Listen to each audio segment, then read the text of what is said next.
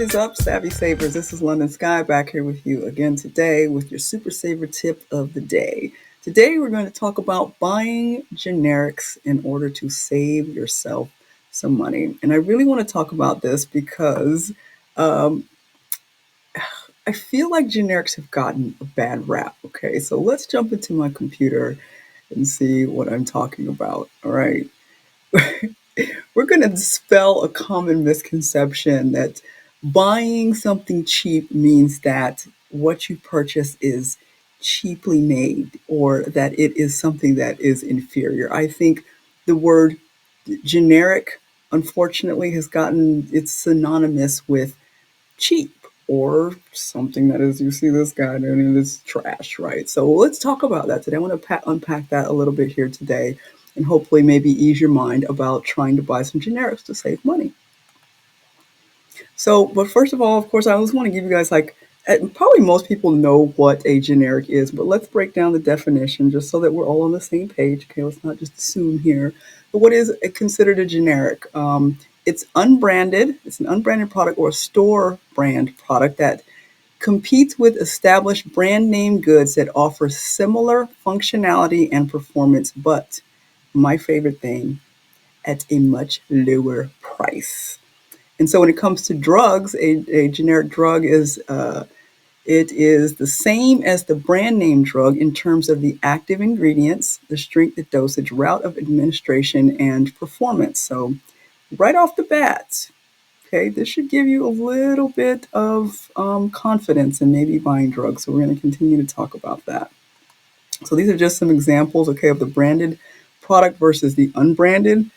Most people here, you know what Clorox is. You've definitely heard that. You've seen the commercials. And then you got bleach. Okay, this is the unbranded or the generic. There's no fancy little flowers right here. They're not giving you any fancy Scentiva. No purples. It's just bleach. All-purpose bleach. It whitens and removes stains. That's all you're going to get with this bottle, okay? It's a generic, and that's fine. So another example, you got Charmin, right? This is the brand name. Everybody's probably seen these commercials. You've heard the commercials with the little bear talking, and there he is. He's rubbing his toilet paper. And then with the generic, you got bathroom tissue.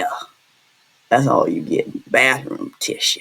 They just wipe your ass and go on about your business, right? We're not giving you the fancy bear. You getting bathroom tissue. This is a generic, right? They're not trying real hard to impress you. This is just here to wipe your butt and let's keep it moving.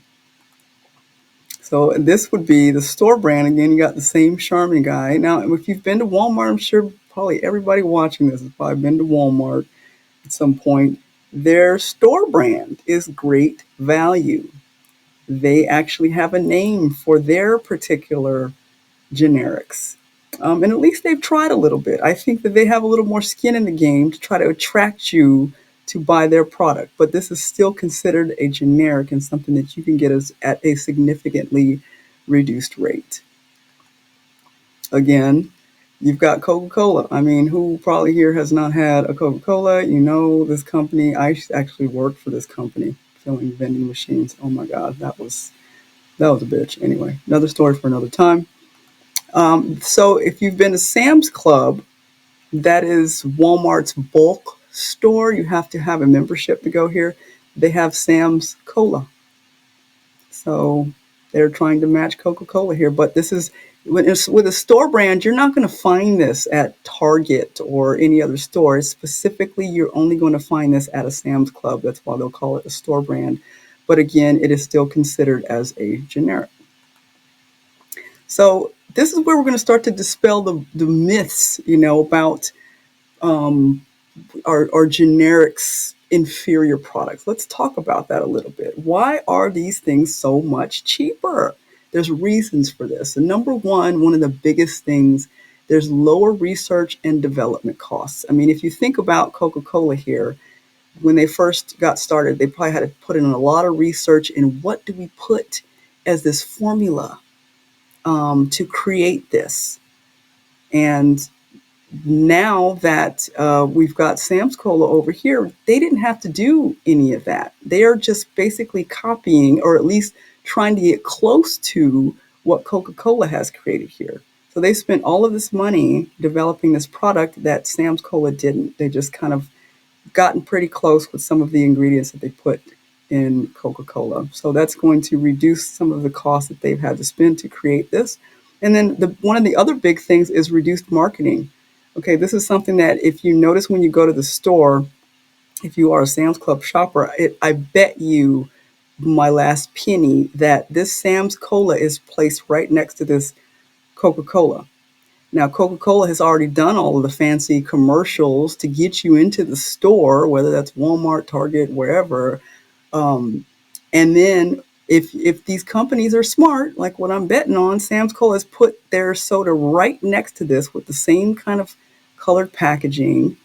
But what you're going to notice is obviously the reduced price. And so they're hoping to entice you to buy this after Coke has done all the hard work, the heavy lifting to get you in the store. Sam's Club is like, but look at me, I'm a red package and I might taste exactly the same and I'm much cheaper, so buy me. Right? So they don't have to spend all this money to get you in the store. Coke has already done it.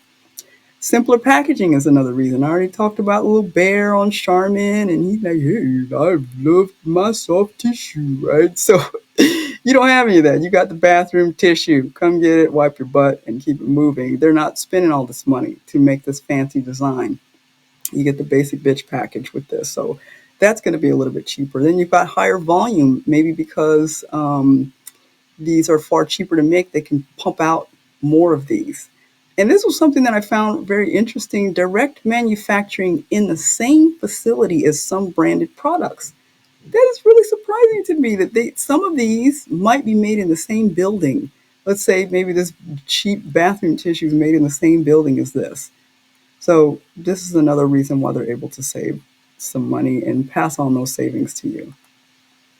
So now let's talk about drugs. Why are generic drugs so much cheaper? Okay, again, we go to they don't require the same extensive research and development costs. Brand name drugs require significant upfront investment. When you really think about it, clinical trials, they've got to test to make sure this thing even works. How do they know?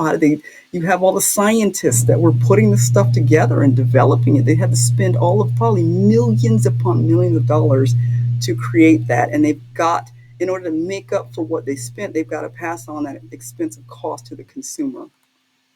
So what happens is that drugs will expire, the patents that they have expire. Let's use Viagra, for example, that let's say it expired after 5 years. Now all the competition can look at this patent and see, oh, this is what they use as the chemical makeup. We're just going to do the exact same thing. They get to copy and paste exactly what Viagra has done. And now when you have competition, you can obviously charge a little less, and the consumers are going to have this variety, which means it's going to be a cheaper cost to the consumers. And then again, reduce marketing and advertising costs.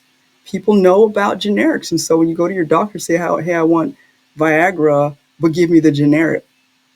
And they have to do that. They'll have to mark that on the little prescription form, and you get the generic. So Viagra's already done all the heavy lifting, and most people are pretty knowledgeable about the fact that there's usually a generic equivalent, so they don't have to do all of the marketing that Viagra has done. And then the simplified approval process, what these drug companies have to do, they don't have to do the clinical trials. That's been done, right? The scientists don't have to develop this. That's already been done. All they have to do is prove that this is the same efficacy, that it is the same quality. So they don't have to go through as much as what the brand name company has gone through. So that's why you get the cheaper drug prices. Now, this would give you a little bit more confidence. And I'm sure this is something people are concerned about. Are the generic drugs going to be safe if I use these? Well, this, again, give yourself some confidence in knowing that this is the research that I've done, that the FDA actually requires that the active ingredients must be the same as the branded drug. The dosage and strength must be the same as the branded drug. It must have the same quality and stability as the branded drug. It must have the same bioequivalence, which means that it's absorbed into the body in the same way as the branded drug. And they still go through the same FDA approval and monitoring as the branded drug. Now, the approval, again, they don't have to go through clinical trials or anything. This is just proving that they've done all of these things, basically. So um, you should have some confidence in knowing that there's some oversight here. So unless these generic companies are doing something nefarious, you are literally getting the exact same identical copy as the brand name. So these are some examples. This is probably a little bit difficult to see, and I'm not even going to try to pronounce what this active ingredient is. But what I've circled here, this is the back of a Pepto-Bismol box, and this is also showing like all of the things that it resolves. It says diarrhea, heartburn, indigestion, nausea, gas, bloating, blah, blah, blah, right? So 262 milligrams is what that says of this. I'm not going to try to pronounce that word. That's the active ingredient. Well, you've got 260 milligrams, 262 milligrams here. Really is the same things. Here's some generic. This is the Walmart Equate is the Walmart brand, store brand. Again, just a generic, but they're store brand. Then you've got this one that says stomach relief. And this is just, again, what you would consider just a basic generic. Still got 262 milligrams and takes care of all the same things. So this is a great example of what I meant by the FDA requiring that these are equivalent, no matter if it's drugs, a generic or the branded product. Now, I want to say this, you guys, I'm not a health professional, all right? When talking about these drugs, talk to your physician before you switch to any drugs they've recommended, okay? If you're not comfortable with it, don't just listen to random people on the internet, all right? I've done my research, but do not trust me. Talk to your professionals first before you switch to drugs, or if you're not comfortable, or do your own research. So, are generic products and goods inferior to brand name products? This is including the drugs. Okay, so we've already kind of talked about it. And I would say that the answer to that is going to be yes and no. It really is just going to depend. So let's unpack that a little bit. So obviously, I already talked about in the case of drugs that the FDA requires the equivalence. If you notice right here, this says compare to Pepto-Bismol's active ingredients because it has to be the same. Okay, same thing it says here, compare to Pepto-Bismol because it has to be the same. I've got the arrow here again pointing it takes care of the same thing, so I'm not going to go through that. I already went through it a little bit.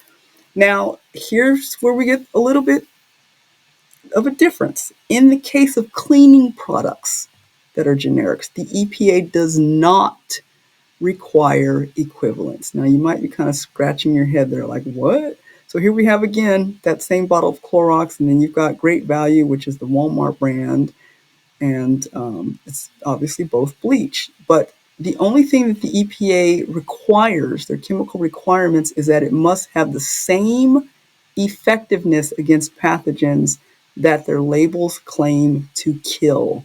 But they do not have to be chemically identical to brand names. I'm going to, in the next slide, I'll kind of explain that. So it's basically what their labels claims to kill, which is why they have to have the appropriate labeling. Okay, so let's talk about that. So here's the example. This is showing that this kills 99.9% of viruses and bacteria in this Clorox bottle. This Great Value generic kills 99% of germs, including COVID, right? So here's what it's stating that it does. But then when you look at these active ingredients, check this out. Sodium hypochlorite, I think is how you pronounce that. I'm giving that one a try. This is the active ingredient, which is basically just like the bleaching agent, and it disinfects. I think that's what this does. Clorox has only got 5.25% of the active ingredient in this bottle. Check out what the generic has of sodium hypochlorite, 7.5%. They actually have more in this bottle of the disinfectant and the bleaching agent, which was really surprising. And I can assure you that you are getting this one far cheaper than this one. So I thought that was pretty interesting. So it's basically telling you that you have to, what you're claiming on the bottle, you can't lie about that. What they're saying, so this has to be the same. Okay, we both kill these products, but this mixture obviously does not have to be completely identical. So long as this what's in this bottle is doing what it says on the labels. As long as this is doing what it says on the label. Okay, so we obviously, this is proof that you don't have to have this exactly identical. So how should I decide which chemicals to get? Okay, I kind of showed you there. You can do this research yourself, right? You guys shop for things very commonly. I'm assuming you buy bleach quite a bit. You buy detergent quite a bit, toilet paper. It's easy to go and do these side-by-side comparisons, do some research. What is the active ingredients in this particular product? Trying to understand it. Do I need more of it? Do I need less of it, right? Then the second thing you can do is read reliable reviews. Amazon is very, very particular about making sure that their reviews are legit. So I do trust them. Maybe you know some other sources that are better than that, but read the reviews. What are they saying about these things? Does their bleach work? Does their detergent work? How was their toilet paper? These things might help you to make a decision. And so once you've done the research, you've read some reviews, what I would suggest is try a small bottle first. You don't have to go out and buy some big bulk box full of things or buy the gallon. Maybe start with the tiny bottle of something. And just always remember that you can return items and try a different generic if you don't like what you got. So in the case of all the other goods, though, that aren't chemicals or drugs, how do I know if I'm getting an inferior product or a product that I will like? And it's pretty simple, guys. You're just going to have to try, right? How do you know you're going to like the Coke or the Sam's Club over the Coke? How do you know you're going to like the Great Value over the Charmin? All right, you're going to have to use this little thing that I call trial and error. Yes, it's going to suck. I'm not even going to sit here and lie to you. You're going to try some stuff. You might not like it, but it's going to be worth it in the end. So it's this process of collecting some info, right? Again, going back to reading the reliable reviews, doing a little bit of product research. After you've done that, you buy the small package. If you don't like it, you can return it or just use it. Let's say you bought a 4-pack of toilet paper. Who cares? All right, maybe the toilet paper sucked. Is it really going to be that bad to wipe your butt with 4 rolls for a little while? And then you go back, or maybe you did like it. You can buy a bigger package the next time if you liked it. Or if you didn't like it, try a different generic. And then eventually you're going to get to this point of success, right? You've tried the trial and error, you've gone through it a little bit, and then you go on repeat, and you can applaud yourself for all the money that you've saved. And this is a process that I've gone through with my paper towels, toilet paper, soaps, my detergents, these things. I've gone through this process, and now it's a well-oiled machine. I know what I'm going to buy when I go to the store if you're willing to do a little bit of the work up front. And so I'm going to throw myself under the bus here a little bit. We're all different, and there may be things you don't like, okay? But it will take the trial and error to realize that. So don't knock the stuff until you try it. I'm going to throw myself under the bus here, all right? Okay, this is something that I taught in a different video is unit pricing here. So notice this unit price. This extra clothes detergent is far less than this Arm & Hammer. And I can assure you that you are not, I have yet to find any detergent that is this damn cheap on the unit price. I don't think you're going to get any cheaper than this. This is a great, great unit price. And it's clear that there's plenty of people who feel that way. 1,000 people bought this yesterday. That is bananas because they're smart and they know they're getting the most of their money, 260 loads out of this thing. I tried this, you guys. I didn't like the smell. I couldn't get over the smell. They've got a couple other scents. I'm a very sensitive nose, so I didn't like it. So I'm admitting I went a little bit higher on my unit price. Again, I'm gonna put a description in the link below. You guys can watch this video. It's a long 18-minute video that explains what this is, but I buy this now. And 8 cents per ounce is not that bad, but this is the rock bottom. I wish I liked the way this smells. So that might be you. You might try the trial and error and decide I'm going to land in the middle. This is pretty cheap still for this unit price. It's not bad, but I wish that I really liked that. Some of you may, and obviously there's plenty of people who do. So trial and error, check that out. You might like it. Look at the price difference if you try a generic and you do like it. Okay, here we go again with unit pricing again. Watch that video. I'm not going to explain all of this, but what is this? 16 cent different per 100 sheets. Look at the total difference, almost $4 over $4, I guess, saving on this. If you decide, you know what, I really don't need 3 layers of plush tissue, this soft and strong is just fine. You're going to save a significant amount of money by going with this product from your trial and error. So, my suggestion is kind of like what I did. You're trying to find the balance between what's the cheapest and what you can tolerate, right? So for me, with the scent thing, so whether this is the smell, taste, quality, or the texture of a fabric, right? So you're going to keep this trial and error. Say, okay, this toilet paper is cool. I'll take the rock bottom one. It's fine with me. I'll take the extra. I can deal with the scent if I'm going to get it for that cheap. The bleach, this one works best for you. Then go ahead and grab that. Even with electronics, these are some off brands. You've never probably heard of Anchor or Naclid. I don't even know how to pronounce it. How do you know if you're going to like it if you don't try it? Sam's Club, the same thing. And just remember that with most of these places, you have the ability to do a return. But just again, I want to advise, check the policies before you buy. So it's about finding that balance, guys. Okay. So the same trial and error testing should also be applied to electronics. This is another example that I went through it in dealing with. I personally actually bought this particular set right here after sending a pair back that I didn't like, that I bought at Walmart. Um, they just didn't fit. My ears are very particular. I kind of small ears, and I can feel things. I don't like things that are too heavy. And I bought a pair from Walmart that they didn't sound great. They kept falling out. They just weren't good. I took them back. I got them pretty cheap. Bought these on Amazon, and you guys, look, they don't even say, there's no name brand, it's just wireless earbuds for $24. These are some of the best damn earbuds I have ever worn in my life. I work out quite a bit. I needed something that is going to stay on well. I pull these out. The Bluetooth picks up immediately. There's a ton of bass in these things. Things are so good. I'm going to put a link in the description to anybody who's looking for a great pair of workout earbuds. I'm telling you, you will not regret getting these. I would not lie to you. But $24, after taxes, was $24 or so.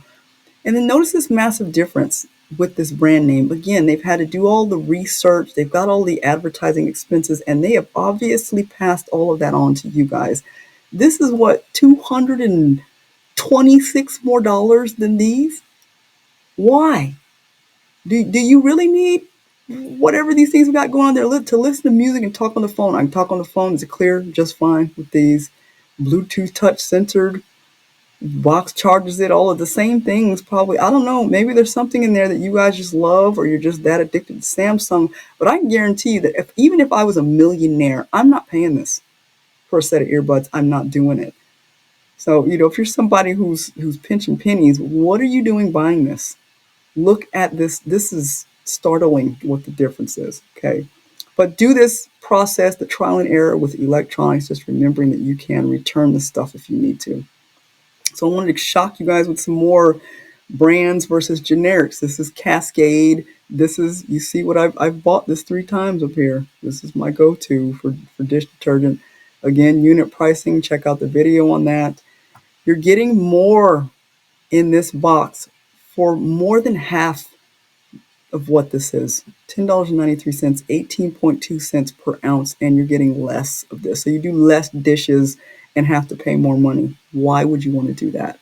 And then I really wanted to lastly shell shock you guys, okay, with the difference in drugs, or in drug prices. This is Viagra that I mentioned earlier. All right, you go to the doctor, give me some Viagra. Look at what the brand price is. $535.56 for a 6-day supply. Now look at what the generic, and it tells you this is a generic for Viagra for 6 days, 100 milligrams, 100 milligrams. As the FDA told you, you're getting the exact same thing. Without the insurance, it's actually cheaper, $3.44. Are you freaking kidding me? If you walk in and you lay down $535, I will look at you and tell you you've lost your damn mind. You have lost your ever-loving mind if you prefer to pay this price. Okay, I'm gonna look at you whoever you are. Why did you do that? Why? When you could have saved yourself, what, $531 and some change? What? Why? All right. So this is just, I really wanted to hit it home with how much of a difference generics versus the brand names can be sometimes for you guys. So the key takeaways again, as I just showed you, the FDA, the equivalent. So I always recommend buying generics. Talk to your doctor first. Don't listen to randos on the internet, though. Okay, you guys. But I would recommend almost always with drugs. I don't see a reason. The FDA is telling you you do not need a reason to buy the brand name if they have the generic available. And then the next thing, use the trial and error until you find a cheaper product that suits your needs. It will be a pain in the butt at first, but it is worth it when you find something that really suits your needs. Okay, it's the work up front, but it becomes this well-oiled machine once you find what you need. You know what you're going in there to grab because you shop for these things all the time. And just remember, you can always return stuff. Okay, just be sure to check the return policy before you buy something, especially if it's online and you're not familiar with that particular store. But at minimum, you guys, I just really do feel like if you're not comfortable buying the drugs that are generic, at minimum, your household goods, your toilet paper, your soaps, your detergents, paper towels, why pay higher prices for this stuff if you really don't need to? If you found a toilet paper that feels just fine on your butt and your paper towels dry up things the way you need, these should be your go-tos. At least, at minimum, your household goods. Please start thinking about buying generics, okay? And so lastly, saving micro amounts of money is going to help you on the macro scale. And so obviously I have to end this with begging you guys to please get on the micro money minded, the Art of Microsaving, this waiting list that I have. Okay, this book is going to be coming out soon. And I have dozens and dozens of valuable tips in here that I think can help you guys to not only be more wise about your spending, but what to do with that extra money once you have it saved. Guys, I really busted my butt putting this book together. I have this true passion for trying to help people to save money for like self-help style books. I actually have some other books that I'm working on in the future that I can't wait to come out with. But this is a big one considering all of the uncertainty right now in the market with the tariffs and all this crazy stuff going on in the economy. I really want to try to help you guys with this book. And for those people who are showing me by getting onto this waiting list in advance, this is what I'm willing to do for you, that I'm willing to drop this to $2.99 when it's released. And I'm not kidding you when I tell you that it's not staying at this price forever. That is not a joke. I mean, probably 1 week after this is released, this promo code that I will be emailing to any of you who get on this waiting list, this is going to expire after 7 days. So if you're serious about learning to save money, this is what I'm willing to do for that first week, because I really want you guys to jump on this. Right now, while you have this chance, show me that you're dead serious. And for everybody who purchases, even after the price goes up, you'll all be able to opt into this monthly drawing that I'm going to have to win a $100 Visa gift card. This is going to go along with the first of every month. I'm going to be having what's called Accountability Day, and you guys will learn more about that after the book releases. So please get on this waiting list. I want to help you guys to save some more money, to learn about digging into the psychology of habits, the psychology of spending money. I think it's going to be something very interesting to learn about. So $3, I'm sure you guys pissed that away on like Starbucks and get on this list, send you a promo code, get it for $3. So anyway, with that, I hope you guys really appreciated today's Super Saver tip.